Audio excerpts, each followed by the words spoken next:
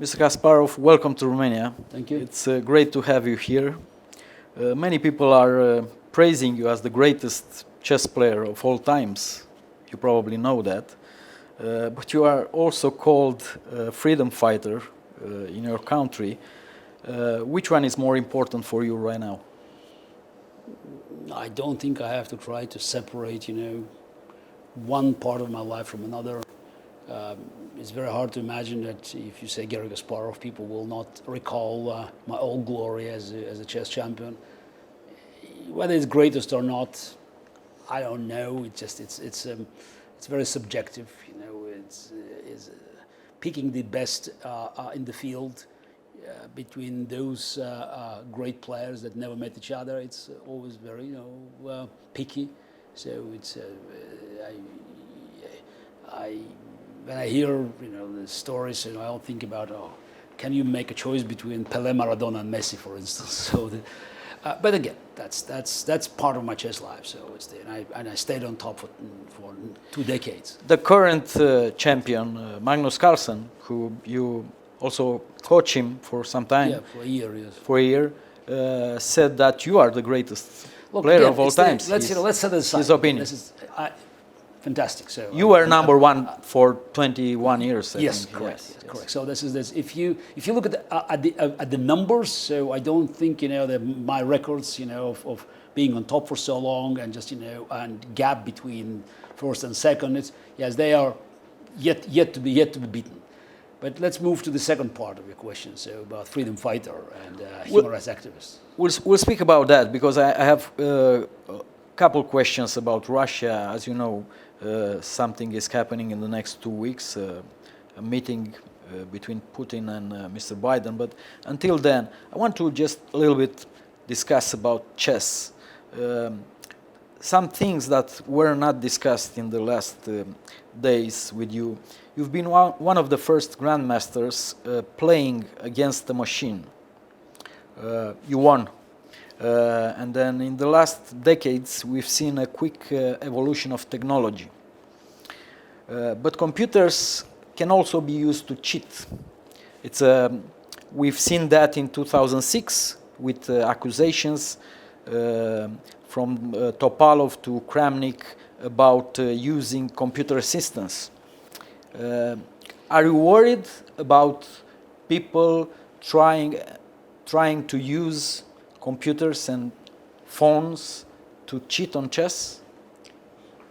I think in this question, we should clearly separate machines being tools and human malice, because we have to recognize a very simple fact: humans still have monopoly for evil, for wrongdoings, and whatever goes wrong between humans and machines, you should look on the human side, because some of the humans looking for machines as an opportunity to cheat, to mislead others, to spread fake news, to do some real harm, to their opponents or enemies. And in this respect, machines, intelligent machines today, they are no different from technology of the past. Unfortunately, it's part of human nature. The new technology always being treated as a potential weapon, as a tool, because it's easier. It's much easier to destroy than to build. If you have a nuclear energy, it's easier to build a nuclear bomb than a nuclear reactor. So that's why blaming machines for what's happening now, it's for me, it's a waste of our time, and I don't think we should be brainwashed by the Hollywood movies about the Terminators, Matrix, and all these horrors. And we don't have to follow the army of doomsayers that predicting the end of humanity because machines will take over. We should look at the situation that you described. Currently, we have humans that know how to use enormous potential of these machines to do harm to others. Now, accusations, it's something that you just have to back. And we had many stories where some of these accusations they have been floated around without serious background. I wouldn't make any comments about 2006 World Championship match or about other events that happening now, simply because I don't have any material evidence to take sides. But the very fact that these accusations now are being made, tells us that somehow relations between humans and machines changed. And the most important thing, machines are much better than humans in playing chess, or playing Go, or playing shogi, or playing even Texas Hold'em poker. So it's any game that has a human-made framework, and I call it a closed system, makes machine the dominant force. Not because machines can calculate to the very end. Chess is a mathematically infinite game, but because machines make fewer mistakes. Ironically, we can say that machines have steady hand that humans do not, because we're all doomed to collapse under pressure. Some of them could stay longer, but we'll make mistakes. Machines also make mistakes, but no blunders, and these mistakes are less relevant, less exposed as human mistakes. So we just have to, recognize that machines now could be of great help for us understanding the nature of many games, but at the same time, the machines could endanger these games, since they sometimes take the suspense. So something that was of great uncertainty 20, 30 years ago, now you put it in a computer and computer tells you the answer. So it's always a trade-off. Yes, today we have every amateur on the planet having access to the computer that is much stronger than Magnus Carlsen. It's bad news because they can use it to cheat, but also they psychologically, for me it's a bit odd. They can make fool of Magnus, because they can look at the computer screen and say, Magnus made a big blunder, so you can hear it on the internet. Something that they couldn't afford saying 30, 40 years ago when I played World Championship match. Even if we made a mistake, people say, maybe this is something we don't understand. Now they'll know. No, not the same mystery. No more the spirit of the temple and world champion and other top players being high priests. But then you look at it from the opposite side. Because of computers, millions of people can actually follow the game without special advice. They don't need a commentator. They know what is happening, which also helps, because chess is no longer treated as the game for top intellectuals. So you can get in, you can look at the screen, and you can understand what Magnus Carlsen is doing. Millions of people in Romania and also in some other countries are playing chess as we speak. In parks, my father. Are they still playing in parks? Are they still playing in parks? Yeah, they are. Here in Romania, my father, who teach me to play chess around 4 years. I was 4 years. He teach me in a park, and there are still people going in a park and playing chess, which is, a nice thing. They are not champions. They are just people. I remember people playing chess in the Soviet parks. Yeah. But there is another legend floating around, is that some chess players, like the former champion Karpov or the current champion Carlsen, are using hypnosis to influence the outcome of the game. Is there any merit to this claim, No, or zero. it's a crazy claim? Absolute zero. Yeah, I'm always happy to hear legends. Urban legends always help to promote the game. But there's absolutely zero evidence of anyone using parapsychology to win the game. But if you are playing with against another player, like me right now, you will beat me in a couple moves. You will look at me, at my face, you will study me, or just my moves? What's the difference? So this is naturally you look at your opponent. But it's any game that's being played also includes psychological component, because you have two players, whether they play poker, whether they play chess, whether they play Go or any game. They try to gain a little bit of extra information by looking at the opponent, whether you get this information or not. Or maybe you get something that your opponent wants you to see, and that's misleading you. It's a part of the game, but again, it's not a parapsychology. It's pure psychology. I've watched your remarks in the opening of the Superbet Chess Tournament, and you've already made some headlines denouncing Putin's dictatorship. You're one of his last standing opponents, I think. Many of them have ended up dead or in prison. And I remember that the former KGB general, Oleg Kalugin, who is living in the United States, once said that you are probably next on Putin's hit list. Are you afraid of that, to be on that list? Do you afraid for your life, for real? I mean, here in Romania, you are meeting with people. Are you thinking that something can happen to you? No. Let's say I'm afraid. So would it help? So what difference does it make? So I cannot stop saying what I believe is right. That's that's who I am. And Kalugin said it 13 years ago. So I'm still around. But also I believe that if somebody wants as powerful as Putin wants you on the top of his list, you can have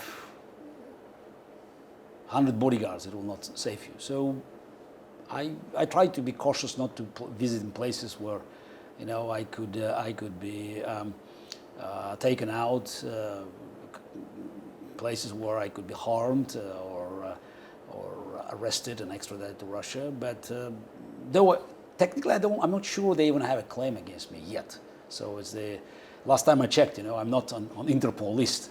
Though it can happen, and it can happen any day now because Putin doesn't care. So that's if they want something, they get. Unfortunately, foreign-based agencies, they are not good in preventing this abuse of power, and we know that's how often they use the Interpol list to punish opponents. But look, if you try to protect yourself against threats, whether they're real or imaginary, your life will be ruined. So I don't want to ruin my life. So again, I'm trying to be cautious, but no special measures of protection because I just don't think it makes any sense. One of the enemies of Mr. Putin is Alexei Navalny. What are the chances for him to be released from prison anytime soon? Do you think the international reaction it's working, is going to work? He will be released sometime? What did you say, international reaction? I'm not aware of that. Your reaction? No, you said international reaction. I'm not aware. What kind of reaction are you talking about? Not political, but that's okay. No, it's reaction. Some writers and some... Nobody cares. No, Putin doesn't care about writers. Putin cares. He's a mafia boss. Who do you think should call Putin to release? No, nobody should call Putin. The mafia responds only to the real threat to their interests. So far, whatever Putin did, whether it's killing Boris Nemtsov, imprisoning Alexei Navalny, annexing Crimea, starting war in Ukraine, shutting down the Malaysian Boeing, supporting Assad's use of chemical weapons against his own people, carpet bombing Aleppo. It's a long list. Interfering in U.S. elections, long list of crimes, both inside and outside of Russia. Did he pay any price? No. From his perspective, whatever he does, some words, you hear how many US presidents already talked about Putin must be stopped. No, it's not happening. And as long as dictator feels he is immune, and again, immunity means that his interests will not be harmed. He can easily stomach all the words. So, action means that there's a price. And price means you hit his interest where it hurts, and what hurts mafia? Money. Sanctions, real sanctions, not something they call sanctions. Because if Germany pretends it does sanctions, but at the same time, since 2014 doubles, if not more, the amount of Russian gas is buying, Putin knows it's a fake story. So it's not about statements; it's about real action. If there is a threat to cut Russia from SWIFT, the threat to stop buying Russian gas, and this threat is real, then he will be listening. So far, nothing is happening. I mean, it's just you said in what will happen in the next couple of weeks. So there will be meeting summit on the 16th, and it's the very fact of the summit is already a sign of capitulation by Americans because all Putin needs is a summit. He doesn't care what is being discussed there. It's about the picture, because the picture was 1,000 words. Putin sitting with Biden. That means that no matter what Biden thinks about Putin, he called him a killer, perfect. From Putin's perspective, is great. Because even if Biden kills him a killer, even if Biden is saying, oh, Russia is guilty, he had no choice but to go to Geneva, meet with Putin. And that's how dictator communicates the image of invincibility, or of invincibility. So do you think, Mr. Kasparov, that you've criticized Trump in the past, I remember, for his close ties with Putin? So 2 weeks from now, as you said, Mr. Biden will meet Mr. Putin. What do you think should happen? Biden to cancel this meeting? Do you think this is a strong enough signal or not? Absolutely. That's for instance, you ask about Navalny, the way U.S. president should act. You want a meeting? You bring Navalny and Protasevich, the guy from this, with you in the plane. Then you have a meeting. They have to pay, because meeting, that's what Putin needs. The picture. He is sitting with Biden. He is all powerful, and he gets it for nothing. So Biden offers a meeting, and they pretend, oh, we will discuss. Who cares what you will discuss? So why do you think the Mr. Biden will not do this gesture? No, because Biden already gave it up, but by calling Putin and offering the meeting, which gets amazing. By the way, he called Putin, and he Why? Why do you think? Look, it's a long story, and probably we should start analyzing the balance of power inside Biden administration. The way I see it is that there are two different factions there, and unfortunately, the appeasers, those who are calling for dialogue, they're winning now, and I think they're led by John Kerry, the former Secretary of State, who is known for giving up everything to Russia. So I believe his record is the worst of any Secretary of State. So during his watch, 4 years, Russia annexed Crimea. Assad survived, used chemical weapons, and every piece of paper he signed with Lavrov ended up with more victims in Syria or elsewhere. And now he is the Green Tsar. He's in charge of the climate change policies, and all he needs is another piece of paper to be signed. And for Putin is God's given, chance, because they can promise something that will happen in 2050 for concessions today. And I think that there are other members of administration, like probably Susan Rice, just some people from Obama's administration, or Jake Sullivan, the head of National Security Council, they're pushing this. They call it, realistic line. I think it's appeasers. I believe those are the defeatists, and they are so far they are more powerful than Secretary Blinken. Because if you see at the position of the State Department, which technically is in charge of foreign policy, you hear very different noises. You speak about appeasement, and in your book, Winter is Coming, I think you compared Mr. Putin with Hitler. It's the same thing in the 30s when the Chamberlain was eager to talk with Hitler and not responding to his invasion in Europe. Do you think it's the same thing? People are afraid to be more aggressive in policies towards Russia? Look, it's every parallel in history.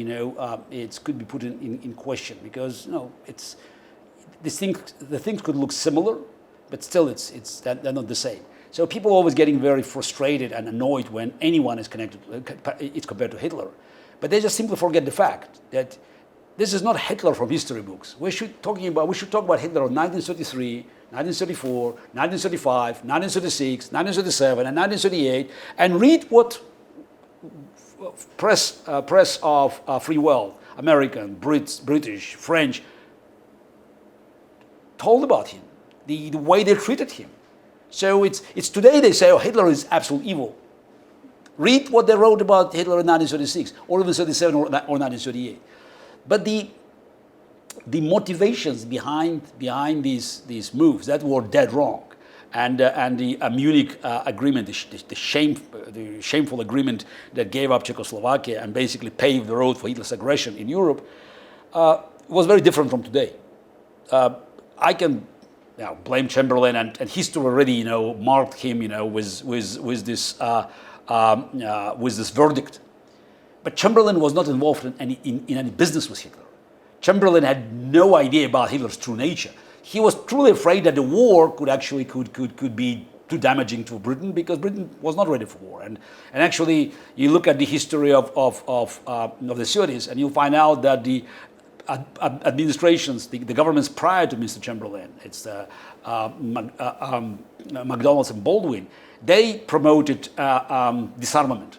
They didn't want to pay attention to Churchill's warning about German rearmament. And again, Chamberlain knew that he was dealing with the man that was not, up to the democratic standards. See, he made this mistake. It was really bad, because the war was inevitable, and they just postponed the war, and it was started when they were in much worse position. But today, the politicians who pretending they still, don't see true intentions of Mr. Putin after 21 years. We're not talking about, 3-4 years in the 30s. These politicians read books. Unlike Chamberlain and Daladier, they know what comes next. And again, Putin is not in the office for 3, 4, 5, 6 years. It's more than 20 years. And he has a record. In 1936, 37, even 38, Hitler had no record of annexing countries. Yes, Anschluss of Austria, in 1938. Yeah, but again, you look at Putin's record worldwide, it's much worse than Hitler's in 1938. But what makes the situation really challenging and really dire is that you have corruption that was not a fact 8 years ago. Corruption among Western politicians, business people, because they're engaged in doing business with Putin. And that's very different from what we saw in the 30s. I'm sorry to say, but you sound pretty pessimistic about the international situation. But do you think if this solution is not abroad, do you think the solution is inside Russia? Can you make a prediction? What should happen for democratic forces in order to win over Putin and his cronies in Russia? But you're asking, the question that is just, that denies our knowledge of history. Democratic forces do not exist in fascist dictatorship. Democratic forces didn't exist in Hitler's Germany. And there was no chance for them to win unless Germany was defeated. Democratic forces didn't exist in Stalin's Soviet Union. The only way to overthrow dictatorship is to make it suffer geopolitical defeat. The Soviet Union collapsed not because people were on the streets. They were on the streets because the Soviet Union proved to be weak, and an empire was crumbling, thanks to the efforts of the Western powers led by Ronald Reagan. So that's the fact. Soviet Union lost war in Afghanistan. And a few months, it's after the end of the war in Afghanistan, the retreat of Soviet troops, which was, by the way, very orderly. It was not a stampede like from Saigon. The Soviet troops moved out of Afghanistan, just in good order, crossing the bridge, and they kept the pro-Russian, pro-Soviet government in Kabul for a couple of years, Najibullah government. But still, the image that people saw in Eastern Europe and in the former Soviet Union was that empire is no longer strong enough to win the war. So by the end of 1989, Eastern Europe was free. And Romania was the last of the countries that overthrown communist dictatorship. And less than 3 years after retreat from Afghanistan, Soviet Union ceased to exist. Today, unfortunately, we see even Ceausescu was betrayed, Mr. Kasparov, by his security apparatus in the last days of his regime. Do you think this can happen in Russia? Somebody betray Putin? Because he was betrayed because they already saw what's happened in Czech Republic, in East Germany, in Hungary, in Poland. They knew Soviet Union was no longer there, so this is to help them. So it's about the change. So they already knew that the situation is not the same. It's this, and they have to take sides. So the moment of uncertainty, anything can happen. But they will not go after Putin because right now Putin is strong enough. He controls more money than any individual in the history of human race, and the way the free world acts, just offers no confidence that Putin could be put in any danger. The moment regime faces geopolitical threat, then you can expect people in Russia, saying their word, but not before. when you say Putin is controlling a lot of money, do you think personally or just his regime and his cronies? This is when you talk about dictatorships and mafia states like Russia, it's both, because this is not the kind of money he controls the way you say Elon Musk controls the money, or Carlos Slim, or I don't know, Larry Ellison, any of these mega billionaires, or Sergey Brin, because that's their money, and you know they can do whatever they want with their money. So now Putin's money is connected to power, so he controls, I don't know, a fortune probably amassed to $1 trillion when you start adding 1 trillion, 1,000 billions. When you start adding Russian budget, which goes through him and he can definitely make decisions, all the funds that have been accumulated around the Russian budget, and many fortunes of the oligarchs who are connected to him and definitely will move money the way he tells them to. So this money is again, it's an enormous amount. You can't even imagine.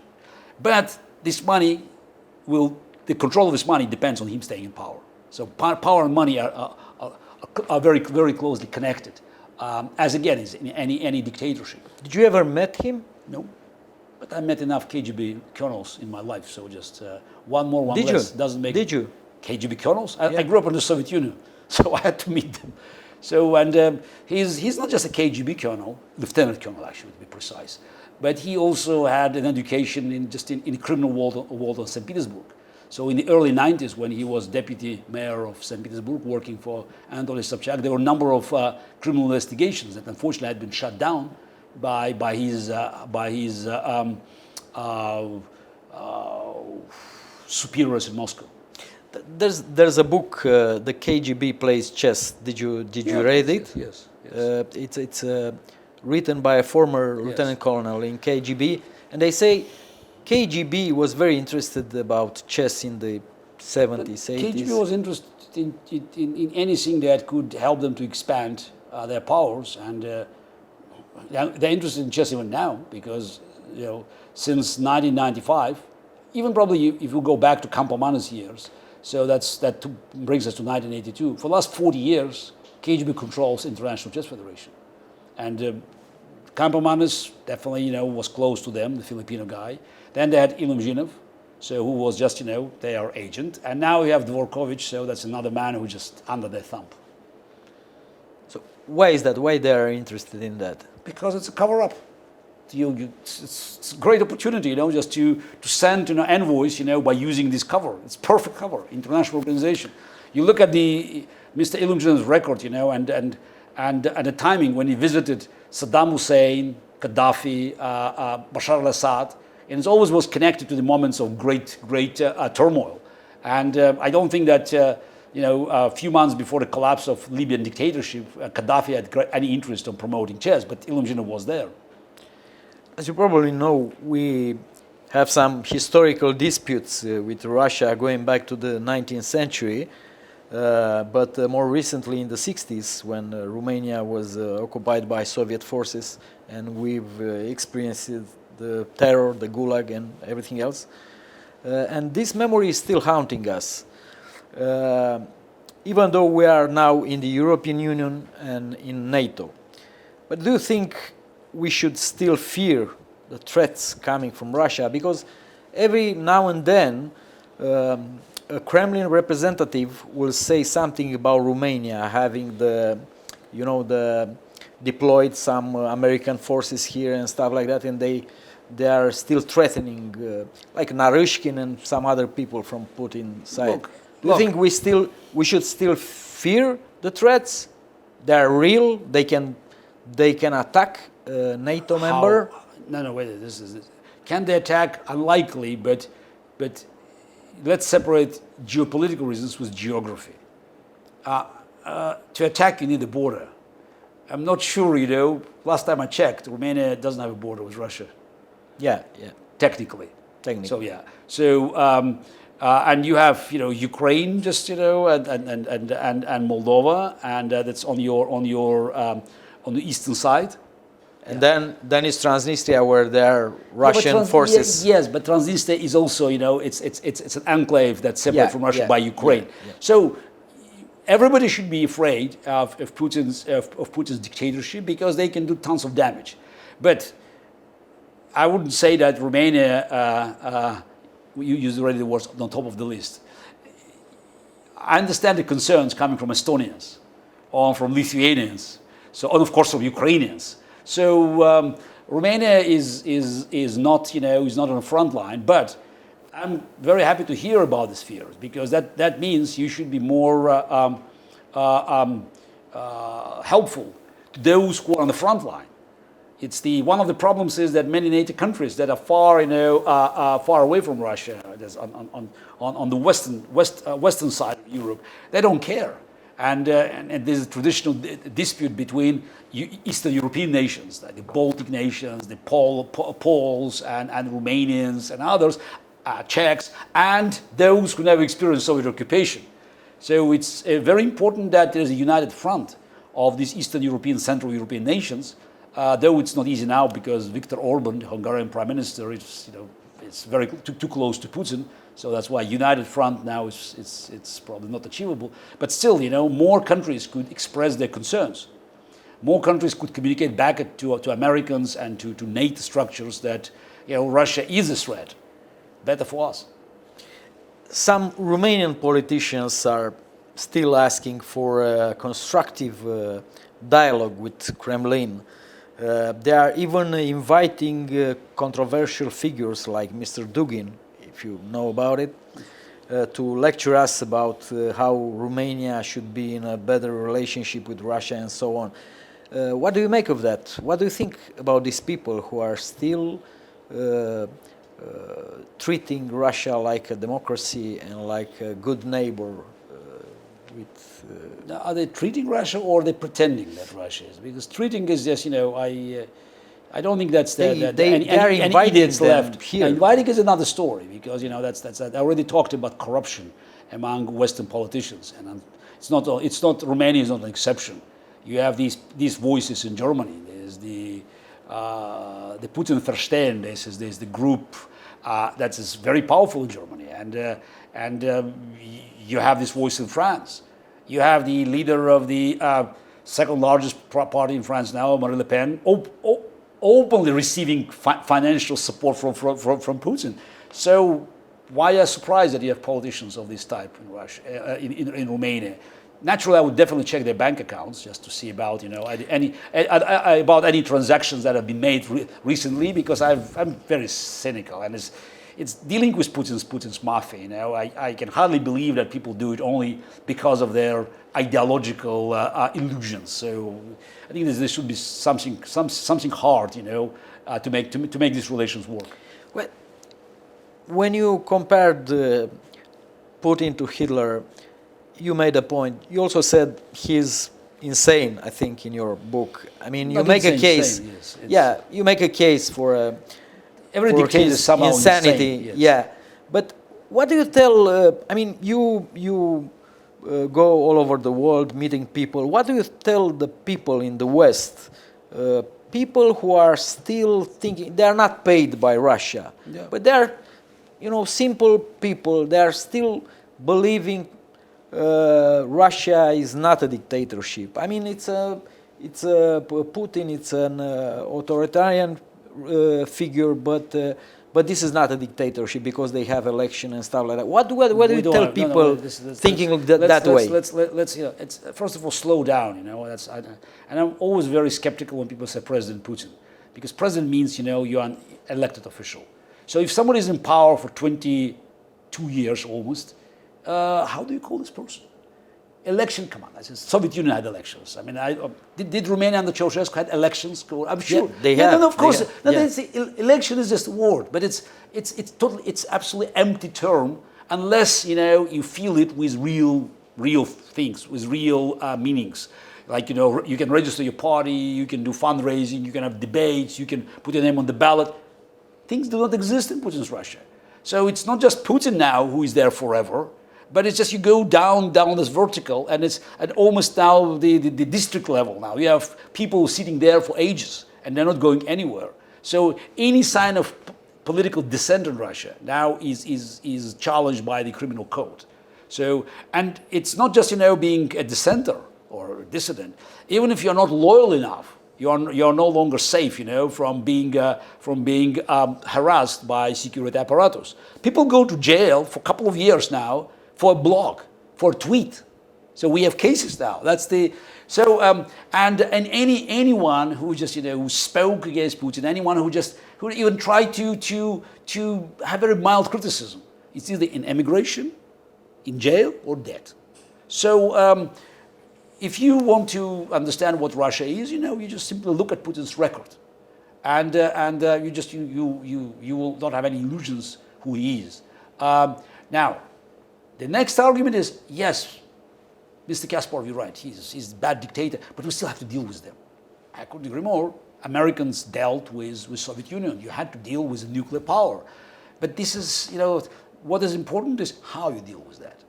I remember there was a reception in the Czech embassy many years ago in 2008, 2009 in Moscow. And late Václav Havel, great hero of mine, and many others, was retired already. He was a guest of honor there, and we had a group of Russian opposition politicians. At that time, we still, could say something, though we couldn't be elected already, but we still could say something. Those I call it vegetarian times. For protesting on the street peacefully, you can end up in jail for 5 days, not for 5 years. You did end up in jail for a couple of days. Yeah, for 5 days. Yes. For 5 days, arrested many times, beaten many times, but in jail 5 days. But today it will be 5 years or more for peaceful protest. We never had a single burned car or broken window. The only violence in the streets of Russia always came from the riot police, from Putin's security apparatus, and we had this debate about nature of Putin's regime and about the Western response. And the Czech ambassador, who was an official, the European Union official, he tried to play it soft. Yes, but we should do this, and at one point I could see that Václav Havel, he turned red, and he had this menu of this lunch in his hands. He threw it at the table and he said Ronald Reagan had to negotiate with Soviets the nuclear deal, but he never missed a chance to put a list of political prisoners on the table. So it's about how you deal with them. And today, unlike 30, 40 years ago, the free world has more leverage towards Russia. Because, Europe buys 1/3 of its gas supply from Russia. Russia sells 80% of gas to Europe. But Mr. Biden is no Reagan. Look, unfortunately, Mr. Biden is no Reagan, and it's not just Mr. And Biden. Trump was no Reagan. Yeah, but Trump was another story. So let's set Trump aside. But we have U.S. presidents that are should not be compared to Reagan or Truman or even Kennedy or Eisenhower. So but they have an advantage that these great presidents I just mentioned they never had in their hands. The West is much stronger now, and Russia depends, unlike Soviet Union, depends on these economical ties. And all these fortunes, trillions of dollars that have been siphoned out of Russia into the free world, they are not being invested in China or Venezuela or in Iran. They are in the free world. They are just, can be found anywhere from Riga and Vilnius to San Francisco and Los Angeles. You're still a Russian citizen, right? Yeah, I have a Russian passport, though it's expired, but I'm a Russian citizen technically. And also you have a Croatian. Yes, Croatian. That's how I travel. Are you voting in Croatia? Yeah, I can vote, But in Russia, did you vote by correspondence or not? No. Russia don't vote because we have no elections. In Croatia, I expressed my views there, so Croatia had elections, because elections is something unpredictable. But elections means something that happens on election day, you don't know in advance. I've been saying it for years that elections in Russia became a fake, a charade. So that's why I see no point of participating. But you're living in New York, right? I reside in New York, yes. So do you think about obtaining American citizenship or not? Not yet. I don't need it. So I have a green card. I pay taxes to America. But I'm happy with my Croatian passport. It's about travel. I still think that the day comes and I'll be in the position to help my country to go back to the family of civilized nations. I want to ask you something. You sound pretty pessimistic about the situation in Russia Did I? and about you did about no way out from Look, right now from this. Before in chess, to win the game, you have to be realistic. Yeah. By the assessment. I totally. I think it will be it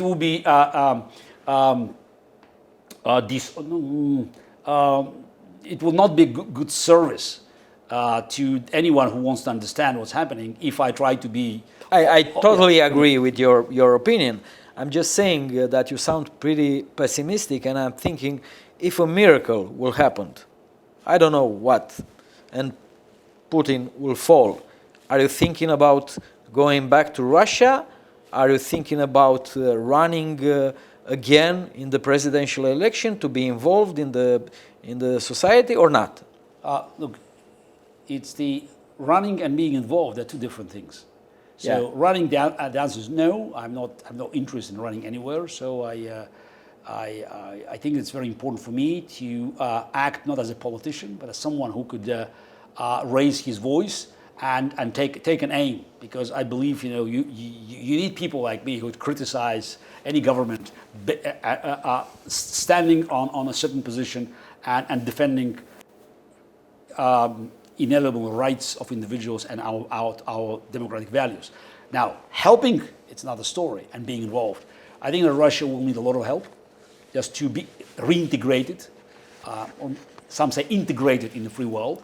And I think that a lot can be done to make sure that Russia will cease to be a source of a problem and to become a part of the solution. Tell me one person that you will vote for in Russian elections against Putin or his cronies. Putin, look, it's the. Do you have a name? Navalny. It's a person who could Navalny, who could be. Look, he could. He definitely. I'm fully supporting him now. He's in prison. He's the #1 political prisoner. The man who proved to be, very strong and heroic. Though I would probably argue that his decision to return to Russia was not the best. Was not the best one. But it's act of heroism. You can argue about the, why he did that. Why he returned to Russia. This is again. I don't know. I think what do you think? Maybe he expected, that Russia was ripe for revolution. I don't know. It's whether it was a move of self-sacrifice or probably more likely just his belief that he in Russia could actually push things further. But he's in jail, and by the way, you ask a question I didn't answer. I don't think he will see the daylight out of his prison cell as long as Putin stays in power. So there's no way Putin will let him go. So now, if Putin goes and we have a new country and the country is having elections, look, I'm sure Russia will have many choices. But the problem is, for Russia to have elections, this day to come, and from the day when Putin disappears, there's a very important period. And as we know from Russian history, from any history of any dictatorship that collapsed, that unless you can have this transition period that will secure this move, the election will never take place. Or you have another Putin. Just, it's the reincarnation of Putin.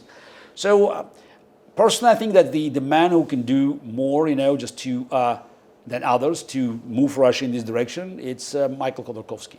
So he had great experience, built the most successful Russian company. Some people say, in the 90s, it was not fair, but in 2003 he tried to merge it with the Western oil giants, and that's why Putin went after him, because Khodorkovsky wanted Russia to be integrated. He was imprisoned. He was for 10 years. 10 years. 10 years. I think that's someone who knows how to build things, how to manage things, and I would, as a crisis manager. Again, I'm not talking about elections. But he's also exiled. Of course, he's an exile, yes. Yeah. So it's very important we have crisis managers that will help Russia to move again from point A to point B. And I will be happy to help, to rebuild relations, for instance, with Ukraine, with other countries. I think that Russia must immediately recognize, free Russia, Ukrainian sovereignty over Crimea, it could be a painful process of returning it back, but sovereignty must be recognized immediately. So the way for Russia to move forward is to condemn the crimes of the communism, but also to put an end to the all-power abuses of Putin's regime, both inside and outside of Russia. Mr. Kasparov, I think, I hope your words will make a difference in Russia, in Romania, maybe in the world. You are very determined when you speak about today's Russia and about Putin, and I admire that because you are very courageous. There are not so many people talking about Putin in terms that you are talking. I'm following you on Twitter, and I know you're always. No, that's what I'm saying now. It's not new. So that's just, I know. I always say the same things, no matter the audience. I know, and we still have because you said about Germany. We still have like maybe 5 or 10% of the Romanian gas is from Russia, even though we have big reserves in the Black Sea. Yeah. And maybe one target for our country is to be zero dependence on Russian gas. It should be a goal for European Union because Putin is in power for 20 years. Now the question is what did European Union do to not to cut this dependence, but at least to limit it? The answer is nothing. To the contrary, they have been increasing this dependence, and now you see, how can we walk away?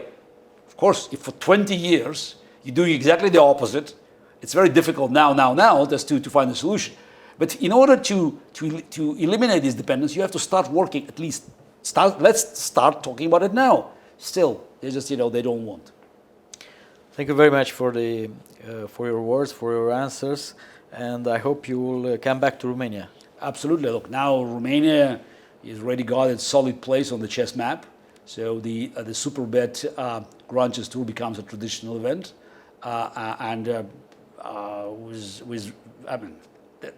we live in a world where things can change when you learn it from pandemics.